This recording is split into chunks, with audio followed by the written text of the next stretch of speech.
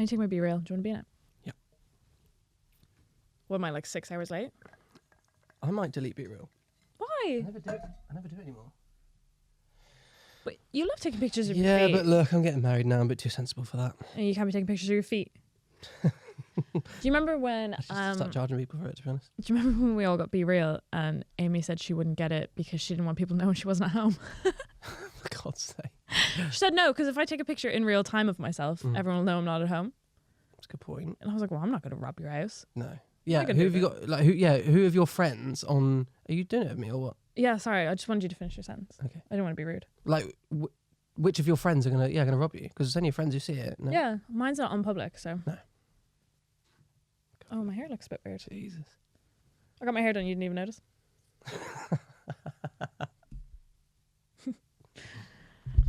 Nice. Well done, us. Proud of us. Yeah, I got my hair done at like the latest / earliest possible time. Right. So, because of all of the weddings this year, from when I got my hair done in December, I had to like map out realistically when my hair would be done. I should be getting it done more regularly. But then you guys all just kept getting married. So I'm trying to space it out, and I was letting it go way too long. So this was the earliest I could get it done for the weddings / the latest possible moment before my hair looked disgusting. Right. So now it looks stunning. You look lovely. You look great. Thank you. My nails, totally different story. That's a whole other ballgame. I got a haircut a few weeks ago, actually. And yeah, it was like the day before my stag, which went really well, by the way. It was a lovely weekend. Oh my God, I didn't even know you went on your stag. Yeah, I went on my stag. Anyway, I thought, oh shit, I need to get a haircut because I want to look great, obviously, because that's my stag. Yeah. So I booked an appointment and it was like 7 p.m. or something like that. It was like the last appointment they could do. And normally the guy I go to is a guy called Chef, lovely guy. Don't know what his real name is, calls himself Chef. I'm on board. Mm-hmm. Was just in a fucking dreadful mood. Oh. Like grumpy as hell. And I was like, what like, I don't like making small talk at the barbers anyway. I find it really awkward, and they can't hear you over the clippers buzzing away, and it's just it's not fun. But I would like at least a little bit of a conversation, you know, like how's your day been or something like that. Nothing. He literally sat me down, cloak over, right? What do you want? Told him what I want, and then not being funny, 8 minutes. 8 minutes it took to cut my hair, and then that was it, done. And even like at the end, he went, "Yeah, I know I've done that really quickly, mate, but it is done." And I was like, "Oh, well, that means it's not fucking done, doesn't it, Chef?" No, it is done. Oh my God, really, such a weird experience. I have a lot of love for my hairdresser. I think, Do you? Yeah, I really get on. See, my hair appointments. I do love mine too. He's a lovely guy, by the way. But he was in a humour. He was, yeah. And did you feel as like an empath, like you were really taking that on, and you were like, "Do you hate me?" Yeah, I was like, "What have I done to you?" You hate me. My hairdresser, like, my appointments are a minimum of an hour and a half. Fucking hell. So. I just get up really early in the morning and go for work. What are you paying for that? I think my last one, it was nearly 200, I'd say. Jesus Christ. Yeah. What are they doing to it? This is not my natural hair colour. Oh, for the colour and stuff like that. Colour. Of course it is, yeah. That's what I'm paying for. Oh, right. Jesus. The place I go is amazing. It is literally the greatest hair salon I've ever been to. It's the Blue Mango Hair Salon. Shout out, fuck it. I love these bitches. Ad. I love this place. It's in Surrey Quays. It is so good. So I even have to travel to Surrey Quays just to go to this place. Yeah, that's a track. Just love it. My hairdresser Jess is just so amazing. And like, she'll literally look at my hair and she'll be like, "What have you done?" And I'm like, I know. And I do things just because she tells me to do it, and I do it. She's an expert and she's amazing. We follow each other on Instagram. I see her kids doing bits and we have a great time. And it's just, getting your hair done as a woman is just a fabulous experience. Sure. And I like making small talk with her. Do you? Because it's not really small anymore. That's nice when you get to the point where it's like... Yeah. Yeah. Do you know, I was with Jess getting my hair done when Boris Johnson said he was going to resign? Do you remember like the day of, like that morning, he was like, "I think I might resign, girls." I was in the hairdresser with her. And I looked at my phone. With your hairdresser. Yeah, I looked at my phone and I was like, "Oh my God, Boris Johnson's going to resign today." She went, "Thank fuck." And we were like, so true. And we went on with our days. No, see, I don't like making small talk at the barbers. I'm also not very good at it. Yeah. I was there time before last, and the guy like next to me was having a haircut, and they were like chatting a little bit, and then Chef put some jazz on, and which is a weird choice, but he did. Go off.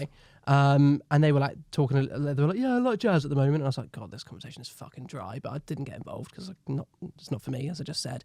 And then the guy actually in the chair next to me turned to me and went, "Do you like jazz?" And I was like, "Don't bring me into this. I don't want anything to do with this. Do not involve me." And I panicked and I went, "Oh, jazz is having a really, really big comeback at the moment." And I was like, "Fucking hell! Fucking hell! Who the hell are you? What's wrong with me?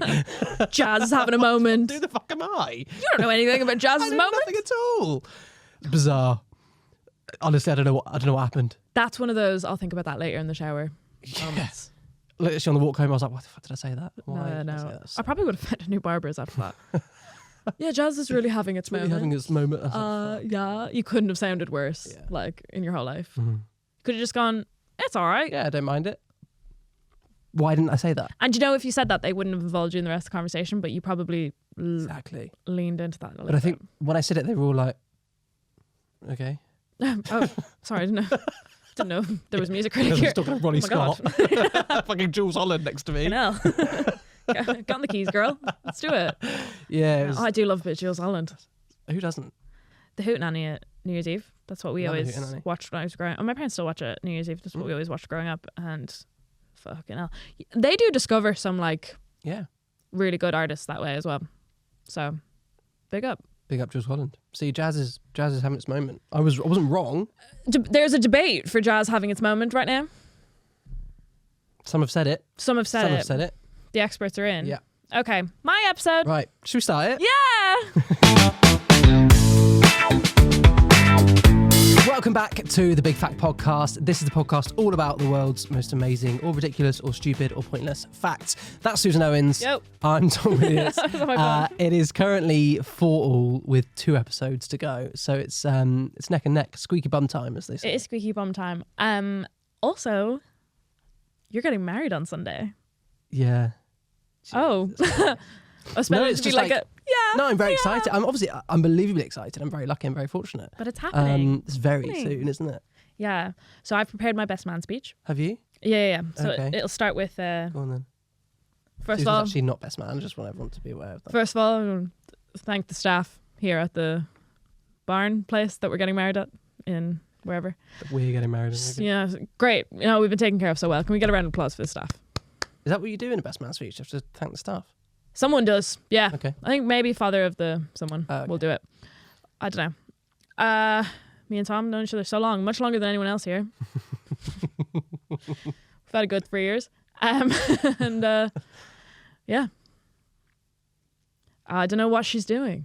And we'll go, we'll have a little bit of a laugh, everyone will laugh, and then at the end you go, I don't think you can just write in everyone will laugh. I think you have to actually... No, pause for laughter. Okay, we're just pausing for laughter. From what? From what? The people at the wedding, Tom. No, but what are they laughing at? No one going. What are they laughing at? Oh, I would have made a joke there. Right, okay, I got something about like, God, he's a pain in the hole, isn't he? Pain in the hole. Oh, he's always at it. Tom will bring up an argument he had 2 years ago for no reason, and it'll be a whole thing. And I'll suggest maybe when we're driving somewhere once, me, you, and Sabrina, I'll bring Sabrina into this. You guys know Sabrina. That maybe there should have been a bounce castle at this wedding reception. I'll suggest it. Sabrina will go, "Oh my God, we should have a bounce castle at the wedding reception." Tom will go, "No." And I think, as you guys can see reflected today, it's been shit crack. That's brilliant. Yeah. And everyone go, "Oh God, wasn't she good?" Yeah, she's like Martin Luther King. Literally. Who's your best man? Also called Tom. You know Tom. Oh, I know Tom. I think I could beat Tom at a wedding speech. No, Tom's going to nail that. Yeah, he is. Not gonna lie. Tom's been best man for like 4 other people so far. Is bizarre. He's like a best man for hire. Do you feel a bit not special? No, I'm very special. No, you're fine. You're grand. I'm very special. What's funny is that last time he was a best man, he was like a shared best man. I think there were like 3 of them. It's not really a best man then, is it? Yeah. Three's too many. He was the last. Get away with, I think. He was the last to do his speech, and he was heckled by the groom's grandma. Bosh. That's what he told me. That's so stunning. Could only really get better than that, couldn't it, I suppose? No, I'd love to do that, actually, to heckle someone. I actually know someone recently who they did a double speech, the 2 best men together. Oh, that's They made fun. like a big thing out of it. Yeah. They said it went unreal. Like you've got to be like a comedy actor. Stitches, like, do you know what I mean? Yeah. They said they had like a bit at one point. Did like a sketch. God, it's like what, like Anton Deck? Yeah. Do you know how I feel about that? Is I love the idea of that because I know the person. Okay. If I was on, so say he's on the groom side of the whole situation. If I was on the bride side of the situation, I don't know who that guy is, and I'm watching him do a sketch with his mate. I'm like, bring out the dinner. Yeah. Like, what am I doing? So it was like an actual like sketch. No, I think they just did like a Anton Deck thing. Okay. I mean, that was grand. Like, it sounded very funny. Yeah, I'm sure it was. You get involved. You've got to put a lot of work into that. But yeah. Okay. So Tom's going to do a speech. Tom's going to do a speech. You're going to do a speech. I'm going to do a speech. Paolo's going to do a speech. He's father of the bride. Father of the bride's going to do a speech. The bridesmaid? Bridesmaids are. But my mother Karen is. Oh, stunning. We were on holiday a couple of weeks ago and she was like, how do you feel about me saying a few words at the wedding? And I was like, listen, love, you can do what you want. Girl. Whatever. It's as much your day as it is. just go for it. Honestly. Go for it. So she's doing something apparently. My mother is a celebrant. Is she? Yeah, so now you can get ordained online. Yeah. My mom said, fuck that. She did a course. Right. So my mother can perform weddings and funerals right now. Wow. Yeah. That's cool. It's a bit of just a random thing she wanted to do. She's done it. Good for her. And I was like, oh, sure, you'll have a few weddings to do. My cousins and all haven't gotten married yet. And none of us have gotten married yet. And she was like, oh, no, I wouldn't want to do a family one. And I was like, why have you done it then? Yeah. Who's hiring you? Yeah, I was like, girl, if say it's, for example, my wedding, and my father would walk me down the aisle, how nice would it be if my mother did the ceremony? At the end of the aisle for you. Yeah, that'd be so sweet. She'd be bawling them. Yeah. Yeah, that'd probably be why she doesn't want to do it. You'd be like, do you take? Yeah. No, but no, girl, I can't hear you. Speak up. But yeah, I think I'd like to do a few weddings, but I think I'd take the cheater's way. I'd just get ordained online. Yeah. I think I'd be really good at it, actually. What do you think? Oh, you heard my best man speech. Oh, yeah. I think I could. You go on a bit, wouldn't you?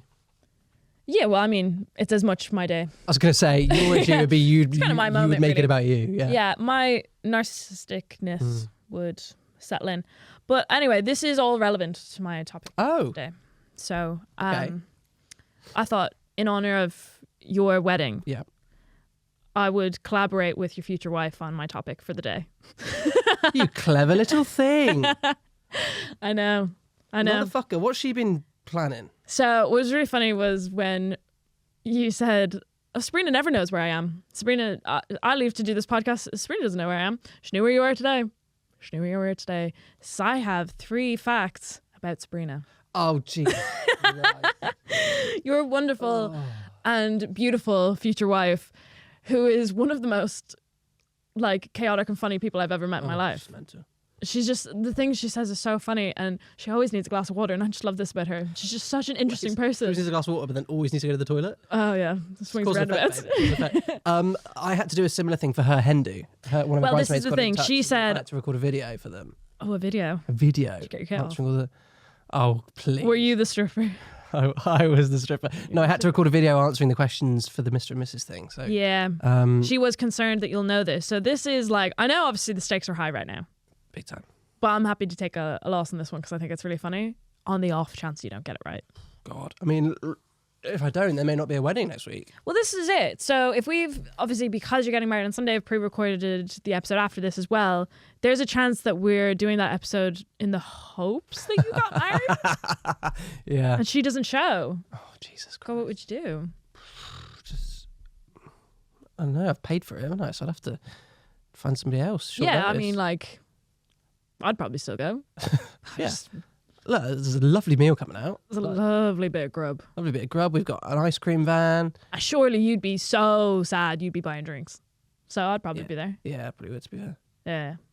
Actually, you know, like, right, this probably is bad business for hotels and the likes that host wedding venues. I think if someone gets jilted, let's just make that an open bar. Yeah, it really should be, shouldn't it? Come on now. Come on. Open that bar at least for the jilted person. Do you know what I mean? Yeah. That's just my opinion. I don't run businesses. No, and that's probably for the best. Yeah. So this is episode 9, Tom's Fiancée. You know Sabrina 10 times better than I do, so you'll know I've got very little context to these stories. Jesus Christ. But it was not a lot to get them, but I was asking a lot of her to do it. So I didn't delve. When did you ask her this?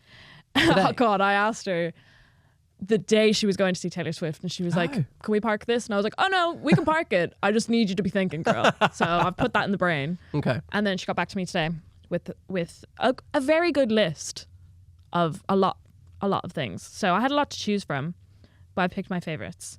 Did she give any indication as to whether she thinks I'm going to get it? She said, I think he knows all my stories.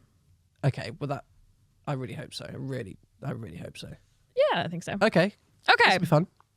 So, Sabrina once got lost when she went for a jog around her own house, so I assume around her own block, and a complete stranger had to walk her home. How old was Sabrina? 17. She was 17 when she got lost in her own area near her home on a jog. She'd get lost in her own bedroom, to be fair. Yeah, facts. Her sense of direction is... It's the complete stranger bringing her home thing that gets me, because like when that's a child, you're a bit like, oh bless. Like, actual adult. Girl. She could drive. Yeah, because she gave me that story without an age. And I was like, oh, how old were you? And she was like 17. I was like, oh girl. Oh girl. God. Why is she giving you embarrassing stories about herself? I don't Why is she doing this? I didn't say they had to be embarrassing. I said they had to be facts. She is good. She's very good. She's so good. But yeah, a complete stranger thing is thrown. Yeah. It's so funny. So it's like she had to give someone her address. And this guy was probably like, it's there. Babe, it's there. So just to be clear, the fact that I'm trying to guess is right or wrong is that she had to be taken home by a stranger. It's not like... So it's the whole thing, right? So the fine. The age is context I asked for after, so it was just so you had a little bit of colour of Sabrina as a person at the time. Yeah, fine. The story itself, so that whole bit, that is the fact. Okay. So like I haven't made up any of the ages. She's told me all the ages, but I mean, if I accidentally mixed up two of the ages, yeah, fine. I'm not giving you a point back, do you know what I mean? No, fine. Because that's not the fact. We should have got her on. Yeah, we should have done. Should we call her? We'll call her at the end. She's lost her voice at the moment. Our flat is like so quiet at the moment. It's hilarious. That's my fear for the Taylor Swift concerts as well, isn't it? I think that's why. How am I going to do my best man speech? Oh no! All right, number 2. How do you feel about that? Yeah, I think I've heard that. Okay. I think I have. Yeah, and it's very believable, isn't it? Yeah, it is. They all are. It's very believable, Sabs. Okay. Sabrina was once advised by a doctor that she had to start eating chocolate again because she gave it up for a week but then got very ill. Yeah, I know this. So I said, no, I need to know more about that one. And she said that it must have been such a shock to her system that she got really ill, and the doctors were like, you need to get back on the chocolate, babe. She told me when she was at uni, she was eating a bar of dairy milk, one of the big bars, a day. She'd melt it up and just spoon that shit. That's not how I would have done it. See, I said to her, I think that would happen to me because I eat quite a lot of chocolate. But God, I wouldn't be melting it and spooning it like a soup. It's a bit effort, isn't it? Yeah. Yeah, I think I've heard that. She was 14 when that happened. Mad, absolutely mad. Like it's almost like withdrawal symptoms. Yeah, literally, like she was looking for the needle. Like she was in the horrors. And the doctor said, "Forget about your teeth. Don't talk. Don't talk to the dentist. Forget about that. Okay, ignore what every says. Just keep eating the chocolate. We'll take the risk." So funny. That's so funny. We're both, obviously the last few months we've both been sort of in the process of trying to be a bit healthier, like A, for the wedding, and B, just because like we just want to be a bit healthier because it's always good to be. Because now you know that if she dies, you get all that coinage, but if you die, she gets all the coinage. So you're like, I might try to outlive her. Is that the thought process? Is that not what marriage is? Sure, yeah. Just it's just trying to survive each other, definitely. Survive each other. I think we've both just been trying to make a bit more of a conscious effort to be a bit healthier, but we'd go sort of maybe like 3 or 4 days, maybe 3 days, maybe 2 days, and then Sabrina would be like, "Oh, can you get me one of those goo desserts? Can you get me one of those chocolate bars?" Goo dessert. And it just and she'd be like, "Okay, I'm going to be healthy now. I'm going to be healthy now." We both try and be healthy, and then 2 days later she'd be like, "Oh, really fancy one of those like Tony's chocolate bars." So then we go and get one of those and devour one of those. It just never works for us. We're just not the right kind of people to be healthy. Not a day goes by where I don't have a bit of chocolate. Really? And I think if I did have a day where I didn't have a bit of chocolate, I'd be up the walls. Like, I just need it. Just need a bit of chocolate in the evening. Well, so did Sabrina. In the afternoon and in the morning. It needs to be done. All the day long. Yeah. I don't care about my health. Clearly. Right, the last fact of our Sabrina. Sabrina got lost at London Zoo. Again. Well, her parents were obviously freaking out and the staff were about to notify the police. Sabrina was with a staff member who was just being very kind to her and was showing her all the behind the scenes conservation work that they do. Which, like, I read it and I kind of was like, you okay? Yeah. Was that okay? Yeah, like, I don't think that's okay. Behind the scenes with a stranger. Were you behind the scenes looking at what conservation work they're doing at the zoo? She was 10. So my immediate reaction is that I don't think that's true. Really? But it's very believable. That could happen to me. I felt upon reading the story, with the greatest respect to your lovely wife, that I thought, I'm sure they weren't showing like the conservation work and all that kind of stuff. Like they were obviously just trying to like keep her calm. Yeah. And on the radio being like, I have her. But like when she saw her parents, they were like, oh my God, we thought you were dead. So she was like, no, I was with her. She was showing me all the dolphins. Yeah, because they got dolphins at London Zoo. I don't know what they have at London Zoo. I have been. It's good. It's a good zoo. God, it's very big. I haven't been to the zoo actually, London Oh, Zoo. well, why don't you shut the fuck up then? I just know they don't have dolphins at the zoo. I've definitely been to a zoo where there's dolphins. Yeah, in like Europe. We don't have any dolphin area in the United Kingdom. And that's on Brexit. Yeah, fuck Brexit. Where are the dolphins? Where are the dolphins at? Yeah, so she's saying she got lost at Le Zoo and her parents were freaking out and she was just kind of like just bopping around with someone. I got lost once at Bovingdon Tank Museum. Oh. You ever been there? No, I don't know what near, Bovingdon is. Where's that? Sort of near Stonehenge-ish. Down that way. I actually don't know where Stonehenge is. So. Oh, so that's down in like Wiltshire. Okay. Anyway, Bovingdon Tank Museum, great place, lots of tanks. Loads of tanks. Oh, you would hope. It's a fucking good tank museum. Yeah. I was, I don't know, 6, 7, walking around with my family, and you go into a room that's actually quite dark, and then it sort of opens up into the big hall where all the big fuck off tanks are. Yeah. I was walking with who I thought was my family, and then we got into this hall, and then I reached up to like grab my mum's hand, and this woman went, "Oh," and I went, "Who the fuck are you?" I didn't say that. I was 7. I was like, "Oh God," and I freaked out and I cried, and then they took me to the reception desk, and then they did one of those really embarrassing tannoys. God, that's happened to me at the supermarket. Tom's mummy, please come to the. I was like, God. No, that happened to me in a Tesco before, and Scarlet, right? Scarlet, literally for my whole life.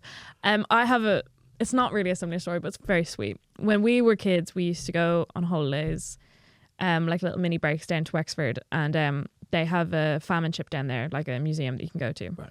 So you go on the ship and they show you like what it was like and what people would have. I mean, upon reflection, it's incredibly grim, but so are most museums. Yeah. You get on, they show you what it would have been like, all that kind of stuff, and they've got actors like playing everything. So we get on and like we're all really young, and they're like, "Oh, and we're sailing away to America, and it's gonna be great, and it's gonna take us." It's going to take us 10 days and 10 nights to get there. And my brother turned to my mom and he was like, "We're only here till Thursday. What are we going to do?" And she was like, no, we're not going to America. This isn't us in a famine, babe. It was so sweet. I got school. What do you do? It's only the midterm. It was very sweet. That's very fun. I like that a lot. Yeah, that was a sick museum as well, the Dunbrody famine ship. Ooh. Yeah. I'll have to go one day. Well, when you invite me to Ireland. It's about time you guys learned about what you did to us. Oh, every episode. Every single episode. Your museums are like, look at our tanks. Literally, look what we stole. Fucking tanks. Yeah. Look at our museum, we stole all that shit. And then ours are like, we nearly died on this as well. And then we nearly died in that one too. Yeah. It's just us dying a lot, actually. Our museums are a bit more fun, aren't they, I suppose, really? A bit more pro-us, I guess. A bit more, pro-us. A bit more sort of victorious. Albeit problematic for sure. So yeah, right. Okay. So there's 2 of these are about getting lost, and one of them's about being ill from not eating chocolate. Oh, so bad. Did she get lost on the jog? Did she get told by a doctor that she has to start eating chocolate again, or did she get lost at London Zoo? So getting lost on the jog, very believable. Yep. Being ill by not eating chocolate, very believable. Do you know, whenever she's ill, she always goes, I just need a packet. Really need a packet of prawn cocktail crisps. Like it's a cigarette. Like, literally. I'm so ill. It's the only thing that will revive me. I need a packet of prawn cocktail crisps. Gets the skips out. Yeah, absolutely. That's bizarre. That is interesting. Because she's a funny old thing, isn't she? I fucking love her.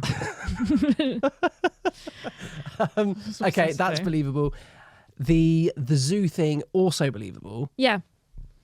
However, because I think she obviously like loves animals, loves the zoo, all of that sort of stuff. As a kid, I think if she got lost and one of the staff was like, "Oh, just come, back here, and I'll look after you, and I'll show you all the things we do behind the scenes," she'd be like, "Fucking yeah!" The whole time they're on the radio, like, yeah, I got her. Yeah. Because otherwise, you'd be like, "Who was that? Yeah, who's that man that took you behind the scenes?" Yeah. Fucking hell.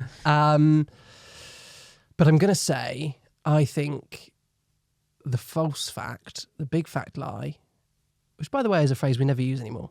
I coined that. The big fact lie. I think I say it all the time. We literally never say it. I'm sure I have. I don't think we've said it in a long time. Oh, okay. Well, which one's the big fact lie? I think the big fact lie is the third one, the zoo. So you don't think she got lost at the zoo? You think she got lost at her own house? Yeah, because I feel like I've heard that. And I've definitely heard the chocolate. It's very telling that you were more believing that a 17-year-old got lost jogging in their own, like, around their own house than a 10-year-old got lost at London Zoo. This just says a lot, doesn't it? London Zoo's big, like. Yeah. Says a lot. Well, Tom, it's the moment of truth.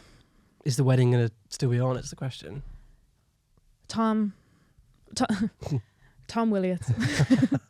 I believe you will be going to the chapel. Yay! So she didn't get lost at London Zoo. She didn't get lost at London Zoo. Okay. No, she didn't. She, like, the list is so funny. One of them for the fiction one, I was like, babe, considering you consider the chocolate fact, one of her fake facts was, I've never had a McFlurry. I was like, no. no, easily. Yeah, no, babe. Yeah. There were some really funny true ones, though. So she gave you the fake ones too? She gave me this whole list. On a Word document? On a Word document. That's it. She was so on it. It was amazing. That's so funny. I really enjoyed the true fact of I own a trumpet, but I've never played it. Is that true? I didn't know that. Oh, I should have included that. I thought you'd go, the trumpet. It's in our back room. That I was like, I don't think that would work. No, apparently she owns a trumpet, but she doesn't know how to play it. Oh, interesting. It's a weird instrument to have. Yeah, I'll ask her about that. Do you play any instruments? Bit of guitar, self-taught, obviously. I'm really not very good. I can smash out like 3 chords. That's about it. God, not even 4. 4 chords is all you really need. It really is. Do you play any instruments? Triangle? No, I did learn as a child to play the tin whistle and to play the baron, which are both Irish instruments, and I'm not getting into it.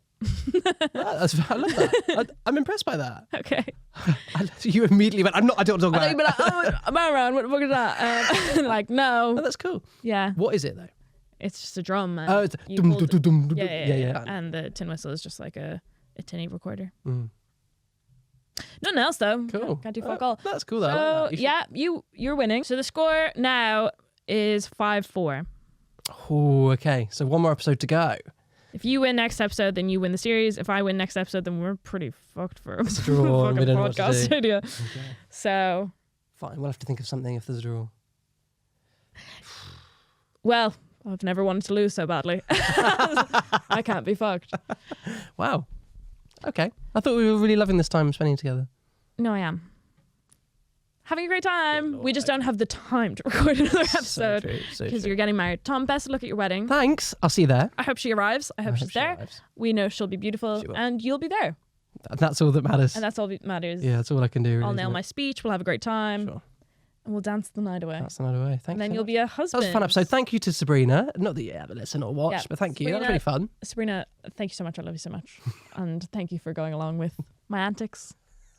Thank you for the Word document. I love she did it on a Word document. That's hilarious. I love her. So funny. Thank you so much for listening and watching as always. Don't forget to follow us on the socials, Big Fact Pod on Instagram and TikTok as well. Yep, we'll be back again next week for the final episode. Big one. You got a ball gown? No.